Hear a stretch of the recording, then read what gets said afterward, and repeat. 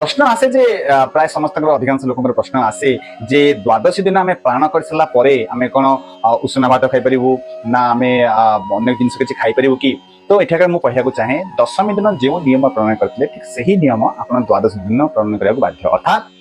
दशमी दिन जेपरी आपण सूर्य अस्त पर आपण भोजन ग्रहण करुले गोटे वक्त आप भोजन ग्रहण करते ठीक से द्वादशी दिन आप गोटे वक्त भोजन ग्रहण करेंगे और शुद्ध सात्विक भोजन आहार ग्रहण करेंगे कहीं जिते मनुष्यर मन जिते पवित्र थाए शुद्ध सात्विक आहार द्वारा मनुष्य मन पवित्र होता है से आपंकर मन ठाकुर पाखे बास कर सुजोग आपको अधिका मिले उपवास अर्थ नुह केवल उपास रहा जब उपास रहा संसार में बहुत पशु पक्षी अच्छे जो मैंने उपास रही पार्टी बहुत लोक मैंने अच्छे जो मैंने खाद्य खाया पाऊना अनेक दिन उपास रही पार्टी पुण्यफल मिल जाता तो उपवास अर्थ ताहा न उपवास अर्थ हूँ प्रभु निकट में बास उप अर्थ